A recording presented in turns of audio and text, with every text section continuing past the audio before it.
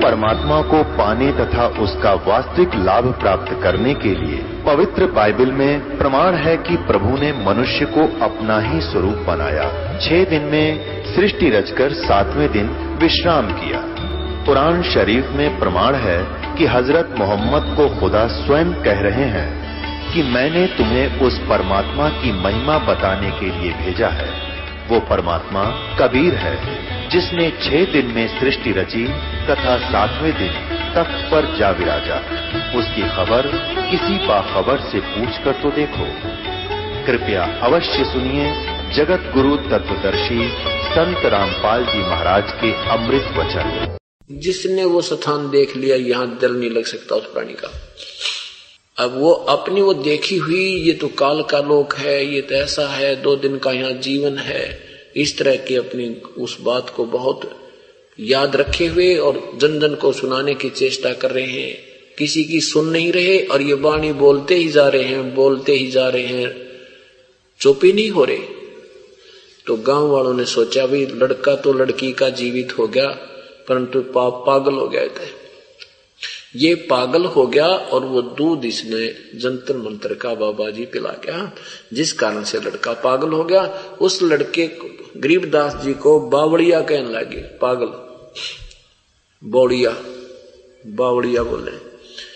अब उनको बावड़िया कहने लगे कि वो बावड़िया पागल बोला, पागल है, बांडे सारा दिन।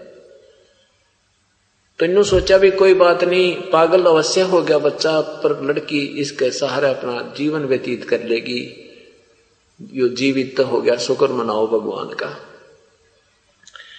अब परमात्मा जब 13 वर्ष के हो गए, 3 वर्ष के बाद एक गोपाल दास नाम के दादू पंथ के एक संत बने हुए थे। बनिए के घर का जन्म था उस महापुरुष का, और वो दादू पंथ श्री दादू साहेब के अनुयायी थे। उस पंथ से उनको उपदेश था और वो संत वाणी के विषय में जानते थे।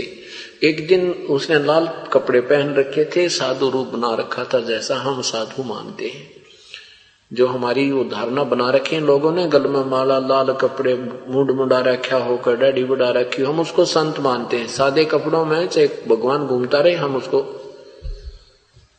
मैं तो नहीं देते। तो वो संत रूप में वहां किसी घर में आकर रुके किसी के, तो उस व्यक्ति ने जिक्र किया कि हमारे चौधरी साहब का दोता पागल कर दिया किसी संत ने, और संत की विद्या को संत ही काट सकते हैं। आपसे हम प्रार्थना करते हैं अगर आप कुछ रजा बख्शो तो उस लड़की के लड़के को आपको दिखा दें। तो गोपाल दास जी ने कहा कि बुला लाओ, कोई बात नहीं, हम अवश्य उसको देखेंगे। अब गरीबदास जी के नाना जी 5-7 और व्यक्ति मौजूद थे। बच्चे को लेकर संत के पास पहुंच गए। संत जी ने पूछा कि वो कौन मिला था आपको, वो कौन संत था बेटा, जैसे बात कर इसको पूछूं ये क्या बोल लगा, और किसने तेरा ये हाल कर दिया, किसने पागल कर दिया तू बेटा, मुझे बता। तो क्या बताते हैं, हम सुल्तानी नानक तारे दादू को उपदेश दिया, जात जुलाहा भेद न पाया, वो काशी माहे कबीर हुआ। क्या बताते हैं, जिन्होंने मुझे, हम सुल्तानी सुल्तान इब्राहिम अधम और दादू जी और नानक जी को जिन्होंने पार किया, वही मुझे आकर मिला। और वो कौन था, वो काशी में जो कबीर था, जुलाहा। अब दादू पंथी 10-20% व्यक्ति ये कहते हैं कि उनको तो बूढ़ा बाबा मिला था, कबीर जुलाहा नहीं मिला था। किनको, दादू जी को। और ये कुदरती बात है, क्योंकि उन संतों उसमें कोई ऐसा लेखन कार्य था कोई ना, संतों ने अपने जो विचार व्यक्त किए वो पूरे नोट हो नहीं पाए, कुछ नोट हुए कुछ, तो उनका एक संग्रह के बाद में उनकी यादगार बनाए रखने के लिए वाणियां संग्रह कर ली, ग्रंथ का रूप दे दिया गया। तो उसमें लिखा है, उसमें वाणी में दादू साहब ने बहुत कुछ विवरण दिया है। तो वो क्या मानते हैं कि तो वैसे लिख दिया होगा, एक कबीर साहब संत थे इसलिए उनके विषय में लिख दिया होगा, जबकि स्पष्ट लिखा है कि जिन मुझको निज नाम दिया सोए सतगुर हमार, दादू दूसरा कोई नहीं वो कबीर सिरजनहार। अब क्या बताते हैं कि हम सुल्तानी नानक तारे दादो को उपदेश दिया, जात जुलाहा वेद न पाया काशी माहे कबीर हुआ। फिर आगे क्या बताते हैं, अलल पंख अनुरागे है सुन मंडल रथीर, दास गरीब उधारिया सतगुरु मिले कबीर। गैबी ख्याल विशाल सतगुरु अचल दिगंबर थीर हैं, भक्ति हेत कायादर आए अवगत सहत कबीर हैं। नानक दादू अगम अगादू तेरी जहाज खेवट सही, सुख सागर के हंस आए भक्ति हिरंबर उर्धरी, कोटि भानु पर काश पूर्ण रोम रोम की लारे है, अचल अभंगी है सतसंगी अवगत का दीदार है। धन सत्य गुरु उपदेश देवा, 84 भ्रम मेटहि, तेज पुंज तन देह दर कर, इस विधि हमको बैठही।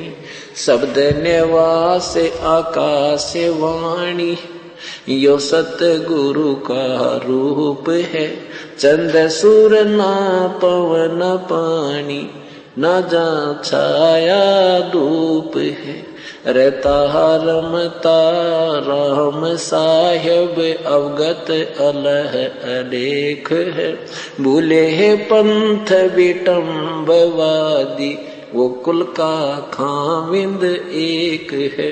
रोम रोम में जाप जप ले, अष्ट कमल दल मेल है, सुरत निरत को कमल पठावो, जादी पक बिन तेल है।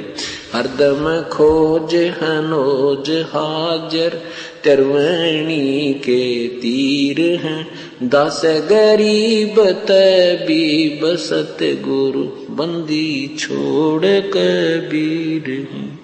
हरदम खोज हनोज हाजर, तरवणी के तीर हैं, दास गरीब तबीब सतगुरु बंदी छोड़ कबीर हैं। क्या बताया कि गैबी ख्याल विशाल सतगुरु अचल दिगंबर थीर हैं। गैबी ख्याल यानी ये एक विशेष विचार हैं, गुप्त विचार हैं, इनको कोई नहीं समझ सकता। और अचल दिगंबर थीर हैं, वो परमात्मा पूर्ण ब्रह्म सदा सथाई अर्थात अविनाशी हैं।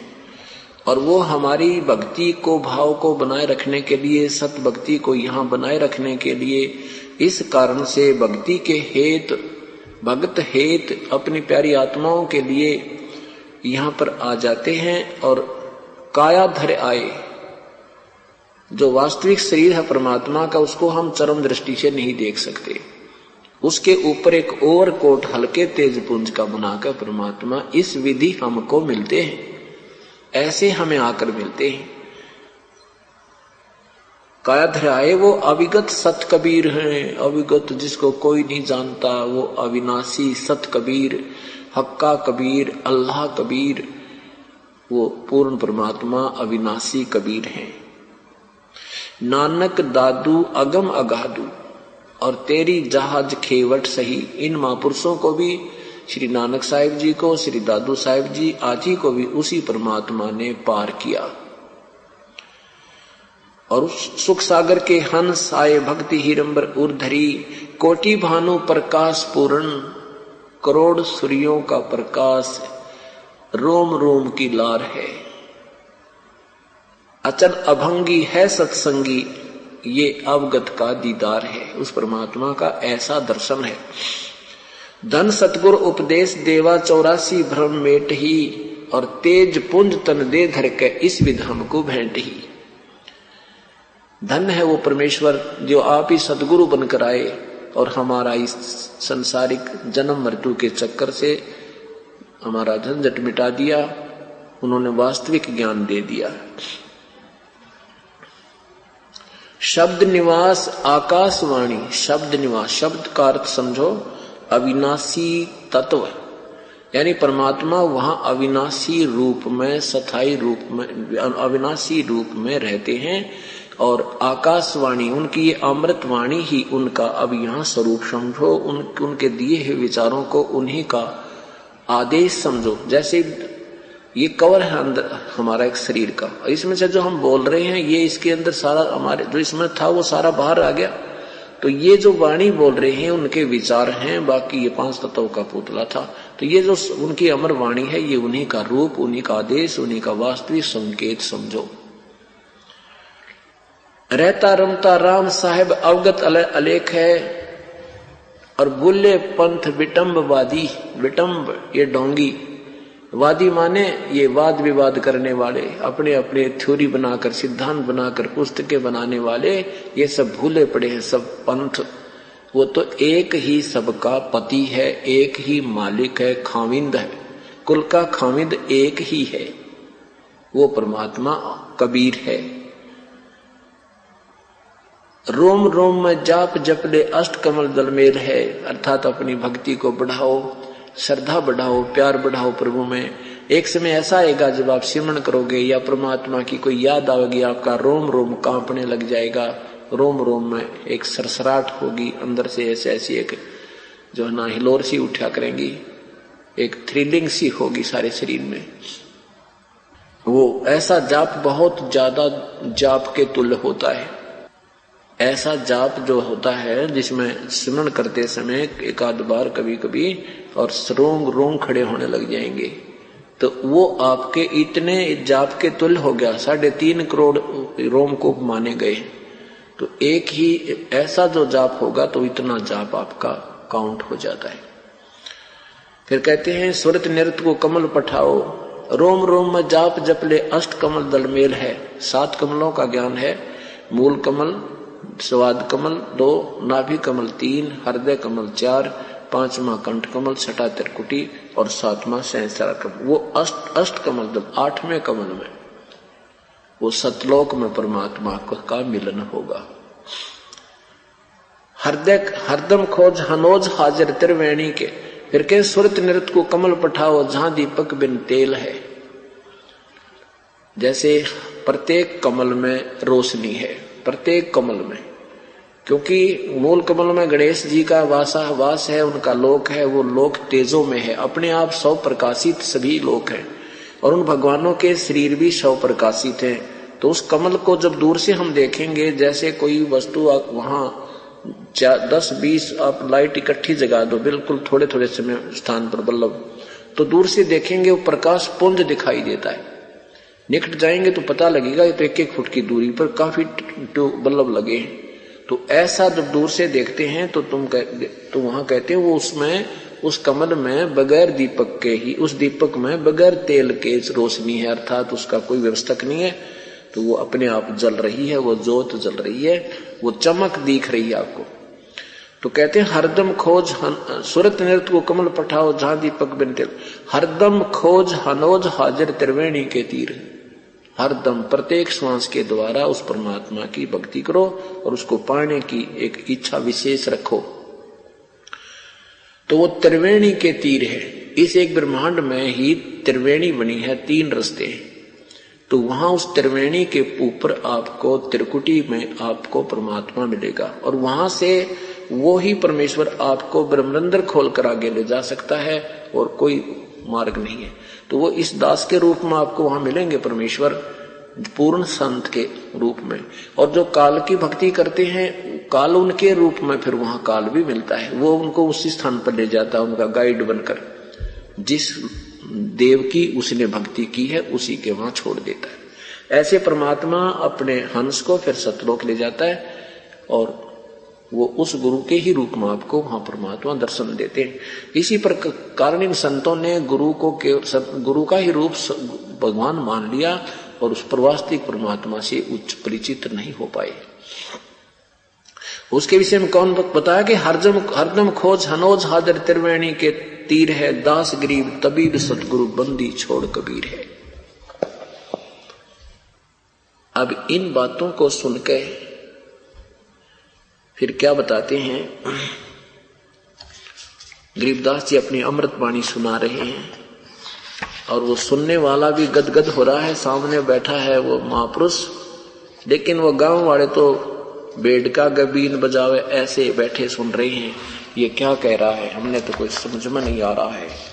तो क्या बताते हैं, तो जब धर्मदास से कहते हैं कबीर साहब मुझे धर्मदास के पास, वहां क्या क्या देखा हमने, कहते श्वेत सिंहासन से तय अंगा, श्वेत छत्र जाका श्वेत ही रंगा। श्वेत यानी श्वेत। कबीर गरीबदास साहिब जी उस महापुरुष को अमृतवाणी सुना रहे हैं। श्वेत श्वेत सिंहासन श्वेत ही अंगा, श्वेत छत्र जाका श्वेत ही रंगा। उस परमात्मा का श्वेत सिंहासन है और श्वेत ही उनका रूप है और सब अंग भी श्वेत ही है, उस परमात्मा के सफेद हैं। श्वेत सिंहासन श्वेत ही अंगा, श्वेत छत्र जाका श्वेत ही रंगा। उनका छत्र भी श्वेत सफेद ही है। श्वेत खवास श्वेत ही चौरा, श्वेत पोप श्वेत ही भौरा। श्वेत नाद श्वेत ही तूरा, श्वेत सिंहासन नाचे ऊरा। वहां पर कहते हैं जो ये नकली यहाँ के सांग हैं उनसे अच्छा उस परमात्मा के दरबार में हर व्यवस्था है। फिर क्या कहते हैं कि श्वेत नदी जहाँ श्वेत ही वृक्षा, श्वेत चंदन जहाँ मस्तक चर्चा। श्वेत सरोवर श्वेत ही थाना, श्वेत ध्वजा और श्वेत निशाना। गरीबदास श्वेत श्वेत सरोवर श्वेत ही हंसा, श्वेत जाका सब कुल वंशा। उस परमात्मा का वहां कुल उसकी जो संतान है उनकी शब्द से उत्पत्ति हुई है वो सारी सफेद रंग की हैं, यानी उनका 10-16 सूर्य जितने प्रकाश है, इतना सुंदर शरीर है। बाकी सब सफेद ही सफेद सब चीजें यानी तेज पुंज से बने हुए सब है। वहां श्वेत सरोवर श्वेत ही हंसा, श्वेत जाका सब कुल बंसा। श्वेत मंदिर चंद्र ज्योति, श्वेत माणिक मुक्ता मोती। श्वेत गुमट वहां श्वेत ही सथाना, श्वेत ध्वजा वहां श्वेत निशाना। गरीबदास ये धाम हमारा, सुर नर मुनि जन करो विचारा। कि ये ऐसा स्थान ये धाम है हमारा और तुम सोचो सुर नर यहाँ के देवता और मुनिजनों तुम भी विचार करो तुम कहाँ घूम रहे हो, ये मार्ग ठीक नहीं है। आदि सनातन पंथ हमारा, कहते हैं फिर क्या बताते हैं कि बिन ही पंथ पंथ है भाई। अब वो पूछता है कौन, गोपाल दास, कि वहां कैसे जाया जा सकता है महाराज। बिन ही पंथ पंथ है भाई, बिन चरना चाले सो जाई। वहां कोई मार्ग मुर्ग कोई नहीं यहाँ वाला, वो तो परमात्मा और बिना चरणों के यानी ऐसे आकाश में उड़कर जाया जाता है। बिन ही दे धरे जा ध्याना, दे न गे न पिंड न पराना। पिंड ब्रह्मंड वाका नहीं बानी, बाक नहीं बानी, मन बुद्धि सेती अगम निशानी। अलफ इलाम गाम ने गेहा, गगन मंडल में जुड़िया स्नेहा। एता इलम जो दिखलावे, सो सतगुर साचा कहलावे। गरीबदास मन धरे न धीरम, अधर धार पंथ बाट कबीरम। इस परमात्मा की वाणी जो हमारी बातों पर कोई डटता है कोई ना, हमारे इस बातों पर विश्वास नहीं करता, उस परमात्मा ये धीर नहीं धरते। नहीं किसने सुना है, हमने तो सहस्रार कमल से आगे कोई सुना ही नहीं है। तो कहते अधर धार वो बाट कबीरम, परमात्मा का जो बाट यानी रास्ता बहुत आगे है। क्या कहते हैं, कह कबीर पुरुष वरियम, गरीबदास एक नौका नामम। एक नाम की नौका जो पार करेगी, मेरे कबीर परमात्मा ने मुझे ये बताई। तो कहते कौन सा मार्ग है प्रभु के पाने का? आज सनातन पंथ हमारा, जानत नहीं ये संसारा। पंथों बीच पड़ा है बैदा, पंथों से ती पंथ अलैदा। बेखों बीच पड़ा है बैदा, सठ दर्शन सब खटपट होई। हमरा पंथ न पावे कोई, हिंदू तुर्क कदर न जाने। ये रोजा ग्यास करें ढंग ताने। दोनों दीन यकीन न आशा, वो पूर्व व पश्चिम निवासा। दहु दीन का छाड़ा लेखा, उत्तर दक्षिण में हम देखा। गरीब दास हम निश्चय जाना, चारों कोट दसों दिस ध्याना। कहते क्या बताना चाहते हैं आदरणीय गरीबदास साहिब जी कि हमारा तो आदि सनातन पंथ है, हमारा सबसे पुरातन, जिस मार्ग को कोई भी नहीं जानता, सृष्टि भी ना रची थी उस समय का ही यही मार्ग है, यही साधना है। सृष्टि रचने के बाद इन लोगों ने अपने मनमुखी सिद्धांत बनाकर ये पंथों में बहदा है। यानी कितने पंथ हैं, सबके विचार न्यारे न्यारे, इनके मंत्र न्यारे न्यारे, इनकी थ्योरी अलग है। ये कहे ऐसा भगवान, कोई कहे ऐसा नहीं, कोई कहे शिव जी पूर्ण, कोई कहे विष्णु पूर्ण।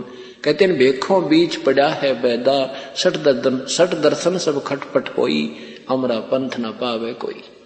सठ दर्शन ये संत जो है तीनों गुणों के उपासक, ये सारे विनाश को प्राप्त होते हैं, इनको रास्ता ठीक नहीं मिला। हमारा पंथ हमारे बिना कोई पा नहीं सकता। कोई कहता है पूर्व में मुंह करके नहीं बैठे मुसलमान, कोई कहते हैं दक्षिण की तरफ मुख करके नहीं बैठे हिंदू, कहते हैं साधना कर दक्षिण की तरफ मुख नहीं करना चाहिए। उधर रावण हुआ था, तुम रावण से इतने डरते हो, कमाल की बात है, मुंह बिना करे इधर कोई बात है यार। तो और कोई कह पश्चिम में ऐसे मुंह नहीं होना चाहिए, कोई कह पूर्व की तरफ। कहते हैं हमने तो भगवान सब स्थान पर देखा, किसी तरफ ध्यान करो, किसी तरफ बैठ कर उसकी याद करो, उसकी याद हृदय से कीजिए तो सफल हो गया, अन्यथा इन बनावटी दैने बाने में कुछ नहीं रखा। अब इन बातों को सुनकर और वो दादू साहब का जो न्यायी थे गोपाल दास तो चक्कर में पड़ गया, अभी तो बालक नहीं है, ये तो बहुत अनमोल बातें कह रहा है। तो उसने कहा कि गांव वालों ये बावड़ा को नहीं, ये पागल नहीं है, पागल तो तुम हो गए, तुम समझ नहीं सके इस अमृतवाणी को। तो उस 60 साल के वृद्ध ने, गोपाल दास महात्मा ने उस 13 साल के बालक के आगे करबद्ध खड़ा होकर कहा, हे प्रभु ये अमृतवाणी लिखवा दो, आने वाले समय में कलयुग में उद्धार होगा जीवों का। गरीबदास जी चुप हो गए, चल पड़े। गोपाल दास 60 साल का महात्मा हाथ जोड़े पीछे पीछे, महाराज जी लिखवा दे यह वाणी, मैं लिख लूंगा और दुनिया के काम आएगी आपकी अमरवाणी। तो कहते हैं तीसरे दिन 3 दिन तक वो महात्मा इसी ताक में रहा, कद इनका मूड बने लिखवाने का। तीसरे दिन कहा गोपाल दास अगर पूरी लिखे तो भाई कदे बीच में छोड़ के भाग जाए तुम। अग नहीं महाराज, जैसे आप कहोगे इतने, मैं आपका अपना मन तो समर्पण क्या है, अपना जीवन ही मालिक के निमित्त लगा रखा है, कोई काम नहीं, मैं बच्चे से फारिग हो चुका हूं, सारे काम से मैं निवृत्त हो चुका हूं।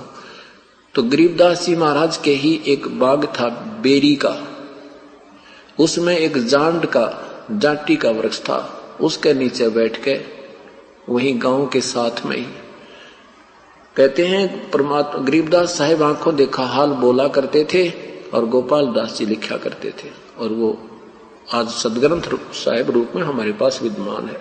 कुछ शेष वाणी बाद में बोली गई वो भी लिखी गई है। तो मैक्सिमम ये रचना जो है एक स्थान पर बैठकर की गई है। तो इस प्रकार गांव वालों ने जब समझा, फिर भी ना माने गांव वाले, तो अभी 60 साल का बाबा जी भी पागल हो गया इस बालक की, ना पीछे पीछे फिर है, बता आए थे इलाज करवाने, ये भी बावड़ा हो गया। तो हमारी इतनी ही वृत्ति, हम इतना ही ज्ञान जानते हैं, क्योंकि इस रहस्य को वही जान सकेगा जो परमात्मा से परिचित या उसका कृपा का पात्र होता है।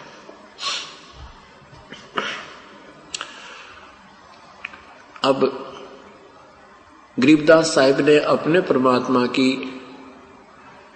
पूरी ठोक कर गवाही दी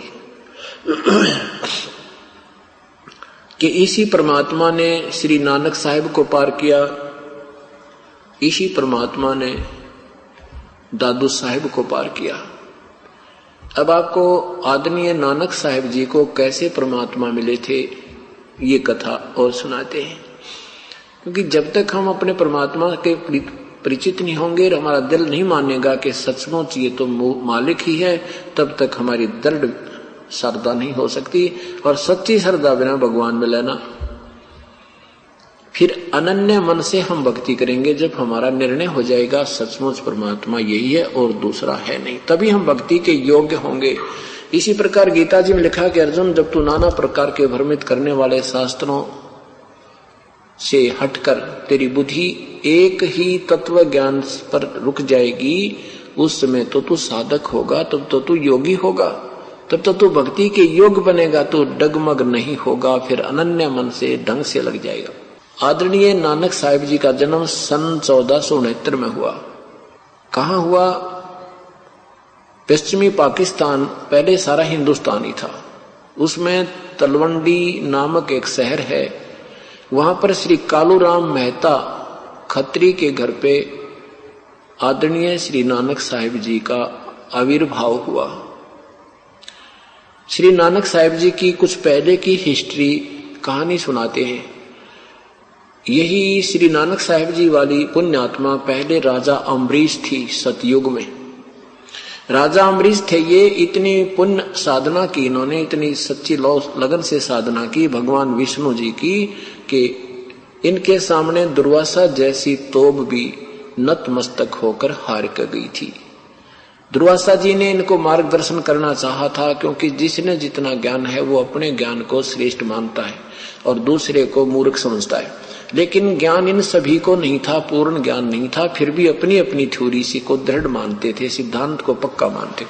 तो दुर्वासा जी भगवान को निर्गुण रूप से मानता था और निराकार ही मानकर उसकी साधना करके अपनी सिद्धि प्राप्त करके वो हल्दी की गांठ का पंसारी बन गया था। अब उसने एक दिन राजा अम्बरीश को देखा कि वो एकादशी का व्रत भी कर रहा है और साथ में भगवान विष्णु की साकार मूर्ति रखकर पूजा भी कर रहा है।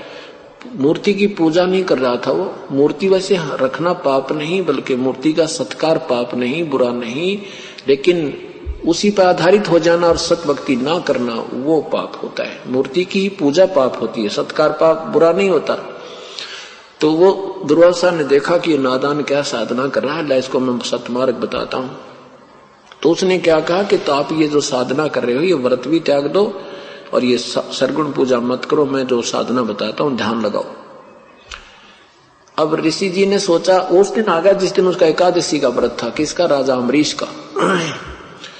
तो दुर्वासा जी ने कहा कि मैं खाना, दुर्वासा जी ने से कहा अम्बरीश जी ने कि भोजन पाओ ऋषिवर। तो दुर्वासा जी ने कहा मैं पहले स्नान करके आता हूं, फिर मैं खाना खाऊंगा। तो उधर से क्या जिसने जो गुरु बना रखे थे अम्बरीश राजा ने, उस गुरु ने बताया कि एकादशी का व्रत को इस समय से पहले पहले खोलना होता है, उसमें केवल जल आहार करना होता है। तो ये जल आहार तो इस समय करना है तूने। तो उसने जल आहार कर लिया ऋषि दुर्वासा के आने से पहले। और व्रत नहीं रखते थे राजा अम्बरीश, वो वैसे उसका तरीका कुछ और होता है, जैसे संयम करते थे। जैसे कोई 8 रोटी खावा है, 10 रोटी खाता है डेली, तो 1 रोटी प्रतिदिन कम करते करते एकादशी वाले दिन वो बिल्कुल रोटी नहीं खाता था। ऐसे उसने व्रत समझो या संयम से अपना ये कार्य करता था, ताकि अपना अभ्यास बना रहे, भक्ति में ध्यान लगा रहे। इस विधि का तरीका अपना रखा था उन्होंने। तो उसके कारण दुर्वासा जी ने कहा कि ऐसे मत किया करो, तुम ऐसे साधना करो। अम्बरीश जी ने सोचा ये कौन सा रोज रोज आवे है, कह दे अच्छा जी जैसे आपका हुक्म। वो चले गए और फिर अगली बार दुर्वासा जी फिर उसी दिन आ गए जिस दिन एकादशी थी, वो फिर वैसी क्रिया कर रहा था। तो दुर्वासा जी ने गुस्सा होकर के तो मेरी बात को नहीं मानता है, मैं कहता हूं ऐसा क्यों नहीं करता है। अपनी सिद्धि से एक चक्कर छोड़ दिया, उसको सुदर्शन चक्कर छोड़ दिया मारने के लिए। किसको? अम्बरीश राजा को। अब हमारे मन में एक शंका उड़ाती है कि ये कहां से ज्ञान ले आए, सुदर्शन चक्कर तो विष्णु जी के पास ही होता है। नहीं, एसपी के पास भी पिस्टल होता है, थानेदार के पास भी होता है, और उसको नाजायज जो सा प्रयोग करेगा दोनों अंदर हो जाएंगे। तो उसने निर्दोष पर प्रयोग कर दिया, किसने? अम्बरीश ने। अम्बरीश के ऊपर दुर्वासा ने वो सुदर्शन चक्र छोड़ दिया। सिद्धि से एक आग का गोला सा चलता है, ऐसे गोल गोल, और भक्कड़ सा पाटता चले। अब अम्बरीश के चरण छू कर वो सुदर्शन चक्र और दुर्वासा की तरफ उग्र रूप धार करके मारने के लिए चल पड़ा। आकाश में उड़ गया। सिद्धि तक कहां पहुंचा? इंद्र के पास गया। विष्णु के पास इसलिए नहीं पहुंचा क्योंकि अम्बरीश जी विष्णु के उपासक थे, और विष्णु के पास जाऊंगा तो विष्णु धमका देगा मुझे, उसका शिष्य है ये। तो पहले इंद्र के पास, इंद्र ने कहा विष्णु दुर्वासा जी मेरे बस की बात नहीं, मुझे क्यों मरवावे, तुम शिव जी के पास जाओ। अब शिव जी के पास गया। शिव जी देखा उस हाथ में वो आ रहा, इतनी दूरी से पूरी बिजली सी पाट चमकती हुई। शंकर भगवान ने से अपनी रक्षा की भीख मांगी तो शंकर भगवान ने कहा मेरे बस की बात नहीं, तो बहुत उग्र रूप धारण कर रखा है, आप ब्रह्मा के पास जाओ। ब्रह्मा के पास क्या? ब्रह्मा जी बोले मेरे बस की बात नहीं स्वामी जी, आप विष्णु जी के पास। अब मरता क्या नहीं करता, विष्णु जी के पास क्या। जब विष्णु जी के पास पहुंचा तो वहां क्या देखा कि वो इतनी दूर खड़ा हो गया, सुदर्शन चक्र, अम्बरीश बात कर रहा है, और वो एक विष्णु जी से बात कर रहे हैं। दुर्वासा याचना करे मुझे बचाओ भगवान, मुझे बचाओ भगवान, और वो सुदर्शन खड़ा खड़ा इंतजार कर रहा है कि अब क्या आदेश होगा। दुर्वासा को इतना यकीन हो गया कि वो रुक तो गया। तो भगवान विष्णु से कहा मुझे मेरी रक्षा करो। विष्णु जी ने कहा क्या आपने क्या गलती कर दी ऋषि जी? तब सारी कहानी बताई।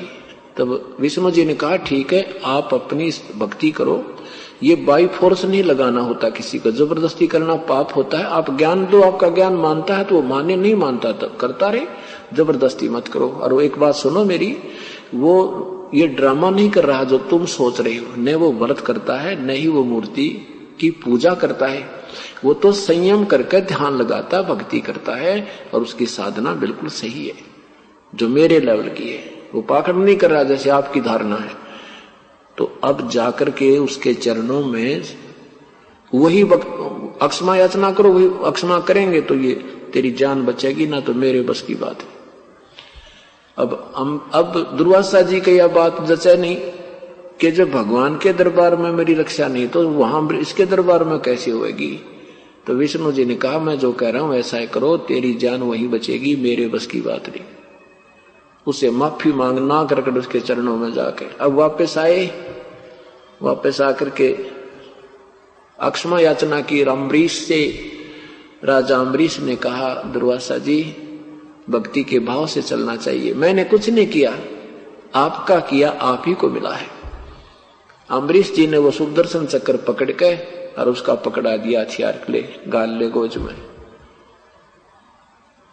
ऐसे महापुरुष हुए और इसके कारण फिर वो पूरा सतयुग में स्वर्ग में रहे। उसके बाद त्रेता युग में राजा जनक बने। अपनी वो पुण्य मलाई खा करके राजा अम्बरीश जी फिर राजा जनक बने। और राजा जनक बने तब भी वो काफी राजा थे, काफी रानियां थी, लेकिन श्रद्धा भक्ति की, क्योंकि पहले की हुई आस्था भगवान की भक्ति की फिर भी विद्यमान रहती है। वो तड़फ थी, ऋषियों से पूछते थे मुझे भक्ति मार्ग बता दो, तो अष्टावक्र मिले उनको, उन्होंने विधि बताई, उस कारण फिर वो साधना करते थे।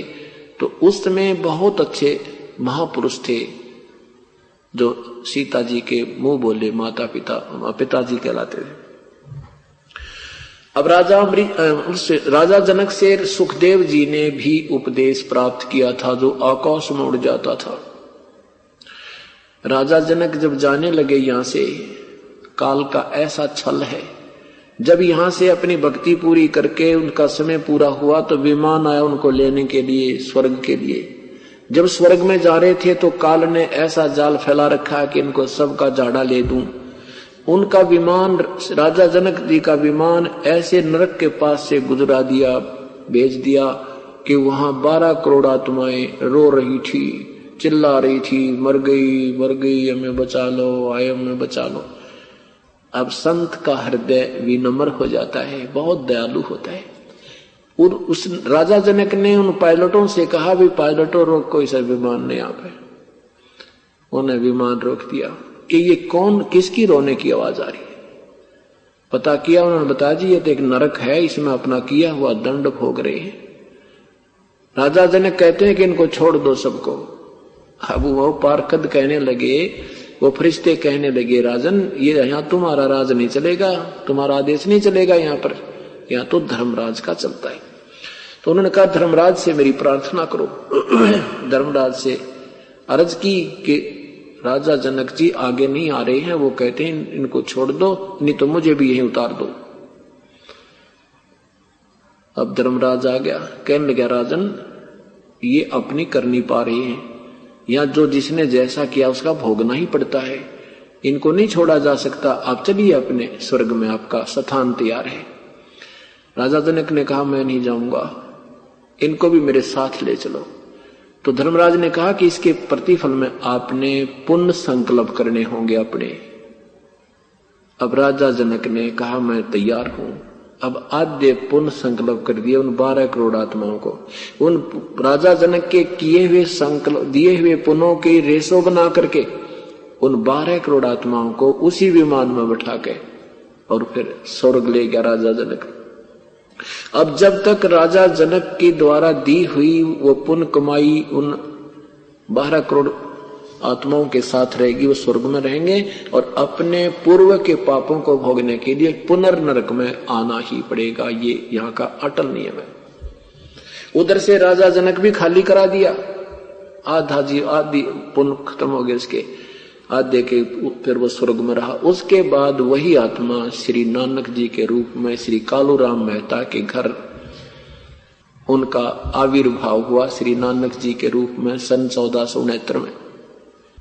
अब पिछले संस्कार थे, भक्ति करते हुए युगों युगों आ रहे थे, वही तड़फ उसमें कुछ सिद्धियां रहती हैं, शेष रह जाती है। उनके आधार पर उनकी तड़फ थी, परमात्मा की चाह थी, सच्चा सौदा कर दिया। पिताजी ने भेजे थे कुछ पैसे देकर, वो साधुओं में बैठ दिए तेर, और फिर ऐसे काफी उनका ऐसे महिमा का वर्णन आता है। नानक जी की शादी हुई, 2 पुत्र हुए। श्री नानक जी अपनी बहन नानकी की ससुराल में सुल्तानपुर नगर में, वहां नवाब के यहां मोदी खाने में नौकरी करते थे, भंडार घर में। और ऐसे प्रभु की चाह थी। और साथ बचपन में उनके हिस्ट्री में लिखा है, उनकी जीवनी में लिखा है कि ब्रजलाल पांडे से उन्होंने गीता जी का अध्ययन किया। और पांडे जी ने जो उनको ज्ञान कराया कि श्री कृष्ण ही पूर्ण परमात्मा है, ब्रह्मा ये विष्णु जी सर्वशक्तिमान है, श्री कृष्ण जी ने वही उनका अवतार था, कृष्ण जी ने गीता बोला। जैसा कि आम पवित्र हिंदू धर्म के अनुयायियों को दंत कथा लोक वेद का ज्ञान है, ऐसा ही श्री नानक जी को भी ज्ञान था। और वो अपना एक ओंकार का रट लगाते थे, ओम नमः ओम भगवते वासुदेव नाम का जाप करते थे, जैसा उनको बताया गया था। एक और प्रतिदिन वहां सुल्तानपुर शहर के साथ से बह रही दरिया बेई दरिया में वो स्नान करने सुबह सुबह जाते थे। एक दिन परमात्मा कबीर साहिब, क्योंकि आदरणीय नानक साहिब जी पूज्य कबीर परमेश्वर जी का समकाल भी इनका काफी रहा है। सन 1398 से और सन 1518 तक परमात्मा 120 वर्ष तक रहे बनारस में सह शरीर, उसके बाद सह शरीर चले गए थे। और 1469 से लेकर और नानक जी भी फिर 60-69 वर्ष तक जिए थे। तो उनका काफी समय, 49 वर्ष का समय उनका आपस में समकाल बनता है। तो एक जिंदा महात्मा का रूप बनाकर उसी बेई नदी के ऊपर प्रकट हुए, जहां पर श्री नानक जी सुबह सुबह स्नान करने जाते थे। श्री नानक जी वहां पहुंचे, महात्मा जी को देखा, उनके पास बैठकर चर्चा करनी चाहिए। तो कबीर साहब ने एक जिंदा महात्मा के रूप में थे और नानक साहब जी वहां बैठ के अपना नहा धोकर प्रथम बार स्नान करके और चिंतन कर रहे थे। चिंतन करने के बाद नानक जी ने उनसे पूछा कि हे महात्मा जी, मैं कुछ आपसे भक्ति मार्ग पूछना चाहता हूं। कबीर परमात्मा ने कहा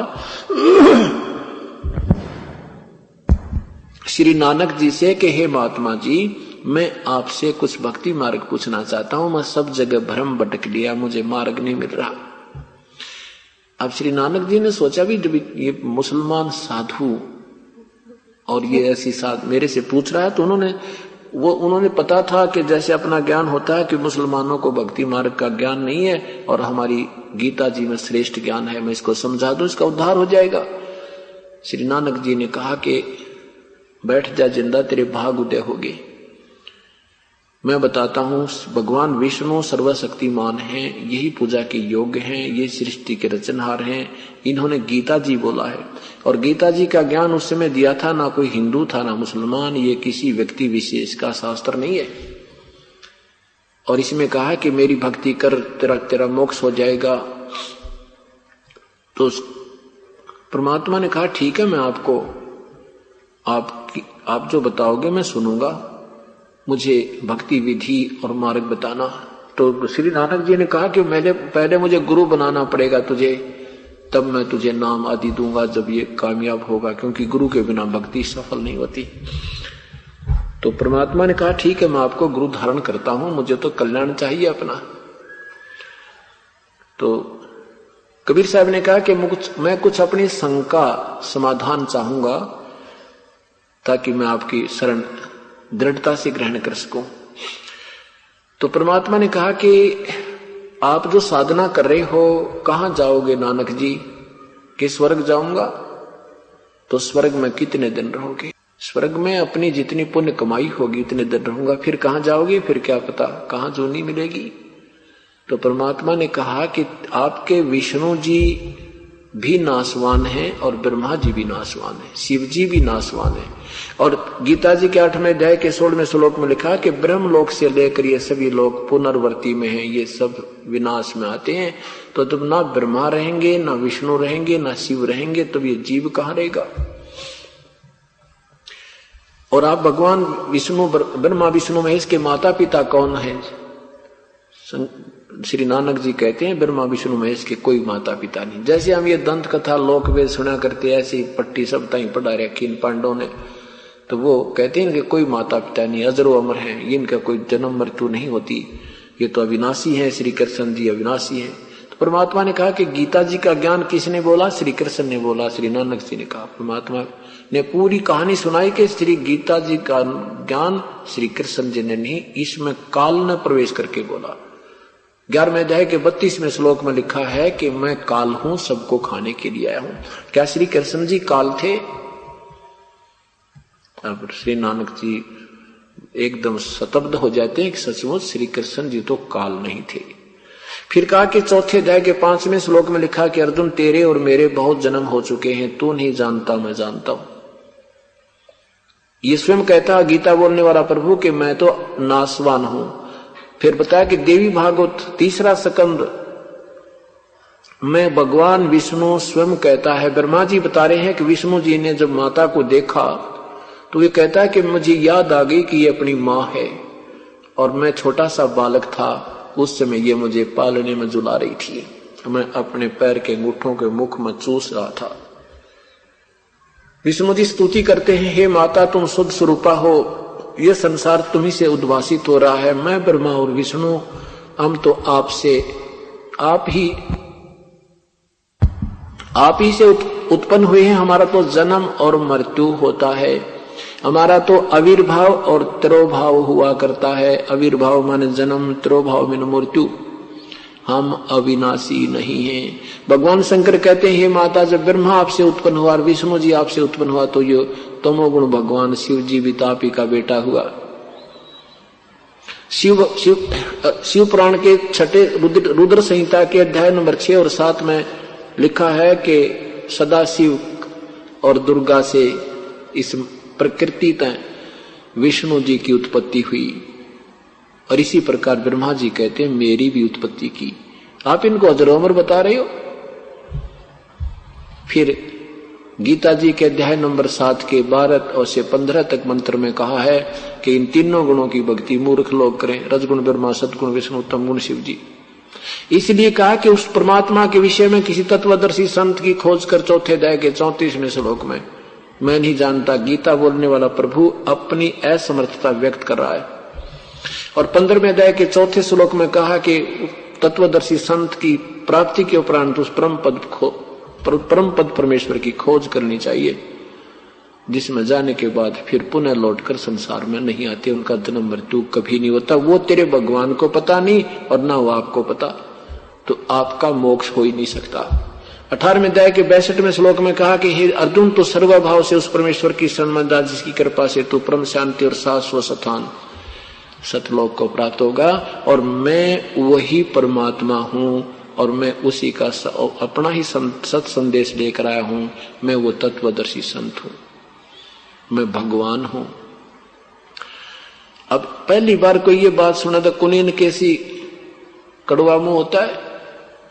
अब नानक जी कहने लगे, जिंदा तू ज्यादा मत बोले, और तू आपको ज्ञान ही नहीं हमारे शास्त्रों का तू क्या जाने, कभी देखा ना, तेने गीता उठा कर देखी नहीं, ज्यादा ऐसे ज्यादा मत बोले।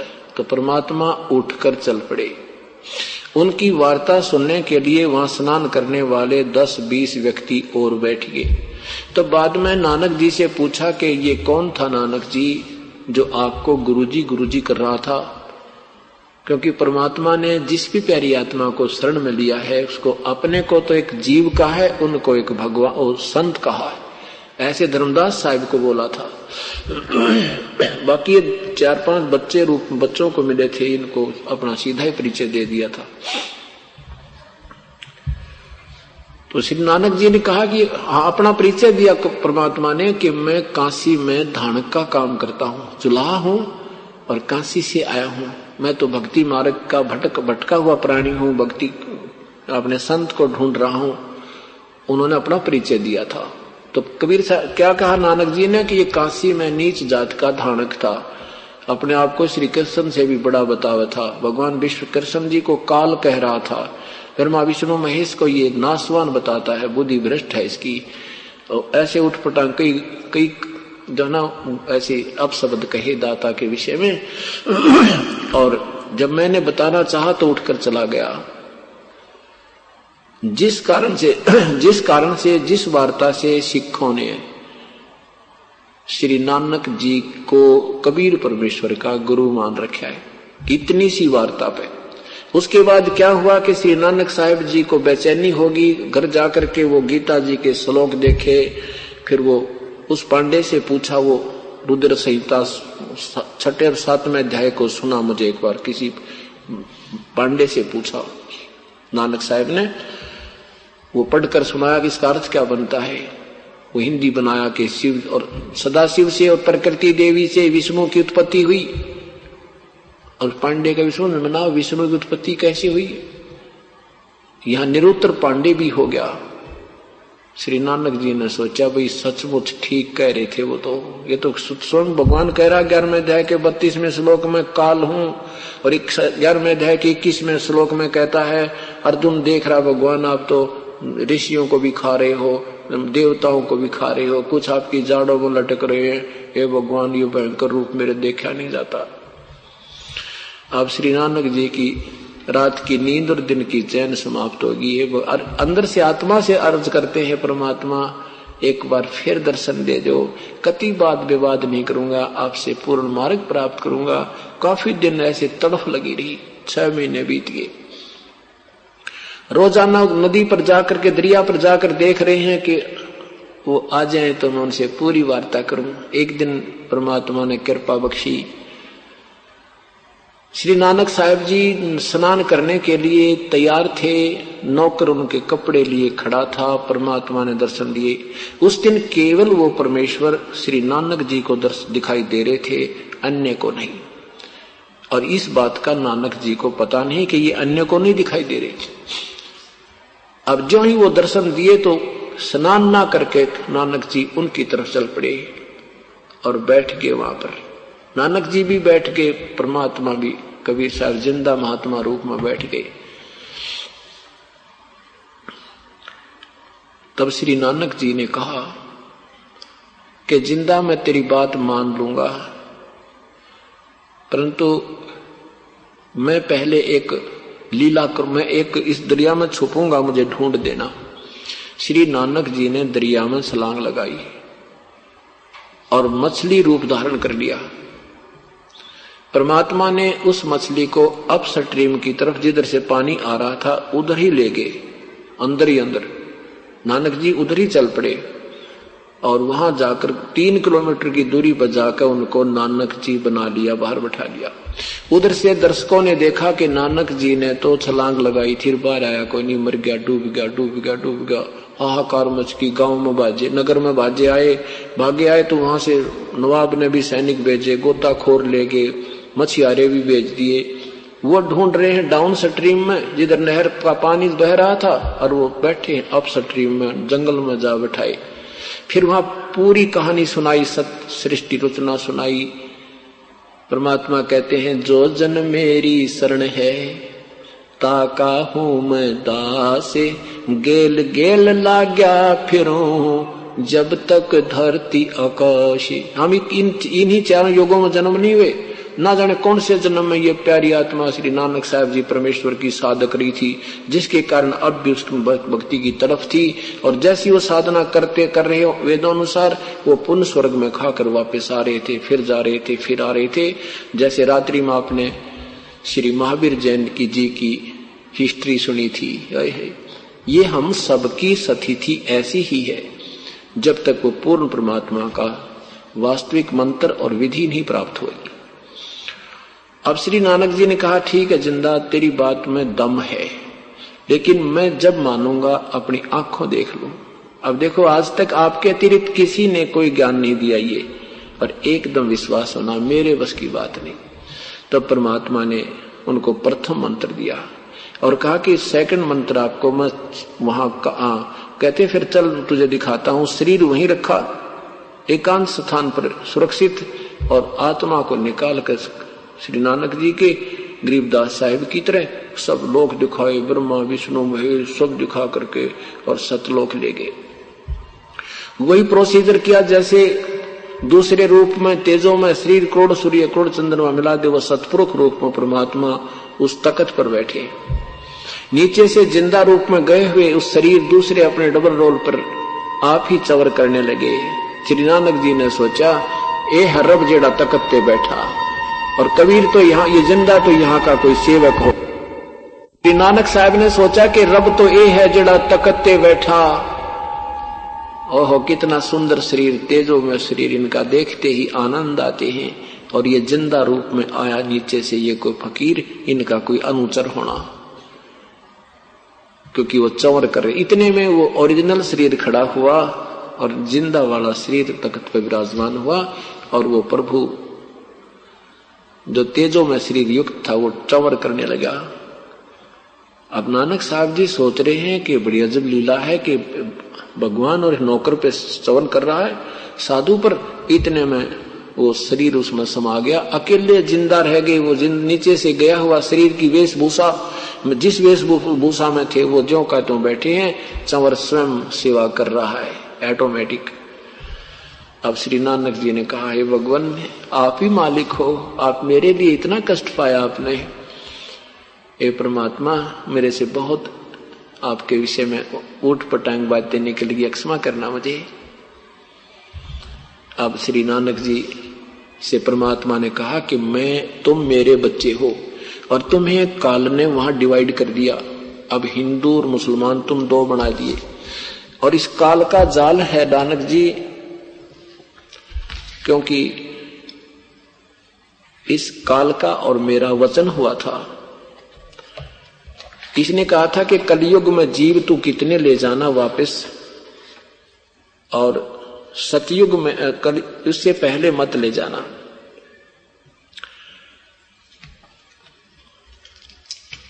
तो अब इसका देखो, द्वापर तक कोई धर्म नहीं था, कोई मजहब नहीं था, और अब तुम्हें 2 रूप 2 बांट दिए, 2 बना दिया। तुम मेरे बच्चे हो, और तुम्हारे को इसने जानबूझकर फंसा रखा है। पूरी सारी कहानी सुनाई कि मैं काशी में भी गया हुआ हूं, बनारस में, और वहां पर जुलाहे का धानक का काम करता हूं। और यदि आपने सतनाम चाहिए मेरे पास, वहां आ जाना काशी बनारस में, और वहां रामानंद जी मेरे गुरु हैं। और सतनाम बिना मुक्ति हो नहीं सकती। सतनाम ये 2 मंत्र का जाप है, उसमें एक ओम है और एक वो तत् मंत्र गुप्त है। अब इतनी वार्ता सुनकर और परमात्मा ने ऐसे इस सिलसिले में 3 दिन, इस सिलसिले में 3 दिन बीत गए। उधर से श्री नानक जी की टोह पड़ी, उनको मर्त जान लिया कि वो तो दरिया में डूब गया। अब तो हे भगवान क्या हो भाई, सारा हाहाकार मची हुई थी, शोक व्यक्त हो रहा था। तीसरे दिन वही परमात्मा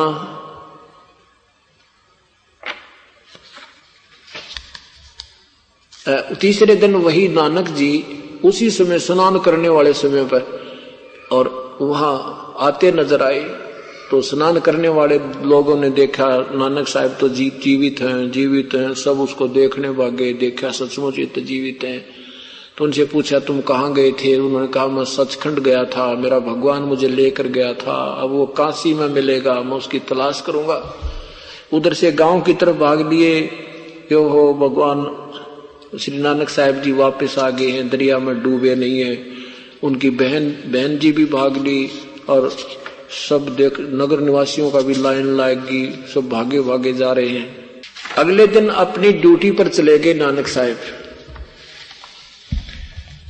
अगले दिन अपनी ड्यूटी पर चले गए और वहां जाकर के खजाने का ताला खोल दिया, क्योंकि 3 दिन हो गया था लोगों को कोई वो सामान नहीं मिला था। तो नानक साहब ने भंडार घर खोल दिया कि ले जाओ, 1 2 3 11 12 13 तक गिनना बंद कर दिया, 13 वो सब लुटा लुटू के और पहन के जिंदा जैसा वेशभूषा, जिस वेशभूषा में भगवान थे वो जिंदे जैसी वेशभूषा बना के और शमशान घाट पर जाकर बैठ गए। अब शमशान घाट पर पहुंच गए तो उधर से सुल्तानपुर के नवाब को शिकायत होगी कि आपके खजानची ने, आपके मोदी खाने के नौकर ने आपका खजाना लुटा दिया और वो शमशान घाट पर जा बैठा। अब श्री नानक जी की नौकरी लगवाने में उनके जीजा जी, जिनका नाम श्री जयराम था, वो विटनेस थे, वो गवाह थे, वो उसके जो है जमानती थे। तो सुल्तानपुर के नवाब ने उनके जीजा जी को बुला लिया कि मेरे सामने अकाउंट कर तेरे रिश्तेदार का, और कमी पाओगी तो मैं तेरे ले लूंगा। अब अकाउंट करने लगे तो 760 रुपए उस प्यारी आत्मा नानक जी के खजाने सरकार की तरफ ज्यादा पाए। बोलो सतगुरुदेव की जय। अब पहले पुण्यात्मा होते थे, चाहे हिंदू थे मुसलमान थे, भगवान की चाह में तो हम धर्म मजहब में लगते हैं। सुल्तानपुर के नवाब को बड़ा दुख हुआ कि मैंने ऐसे फेथफुल नौकर पे, ऐसे भक्त आदमी पर अविश्वास किया, मैं पाप का भागी हो गया। उनको वहां से बुलाया गया कि एक बार मेरे को दर्शन दे जाएं। श्री नानक जी वापस आए। सुल्तानपुर के नवाब ने कहा कि भक्त मैंने तेरे पर शक किया, मैं अपनी क्षमा याचना करता हूं, और आपके 760 रुपए सरकार की तरफ ज्यादा हैं, आप अपने ले लो और नौकरी पुनः करो। तब उन्होंने कहा कि अब सच्ची सरकार की नौकरी करूंगा, इस कच्ची की नहीं करूं, और ना मुझे 760 रुपये चाहिए तेरे। 760 रुपये बहुत होते हैं उस समय के। 760 रुपये आज के 70,000 रुपये, 76,000 रुपये समझो। तो नो के नो त्याग दिए कि मुझे नहीं चाहिए। और फिर वहां से पहली उदासी होती है, जैसे कोई चीज गुम हो जाए उसकी तड़फ में और उदास होकर बिल्कुल दुखी मन से चल पड़े। अब यूं तसल्ली होने के यूं भगवान और जुलाया दानक बनकर काम करे या जचे को नहीं। उनके यकीन नहीं हुआ कि भगवान ने मुझे यह बात सही कही होगी कि मैं काशी में रहता हूं, परंतु उसकी चाह और उस लोक की प्राप्ति, जैसे नानक जी ने कहा कि मुझे यहीं रख लो प्रभु, अब मत भेजो वापस, वहां तो बहुत बुरा हाल है।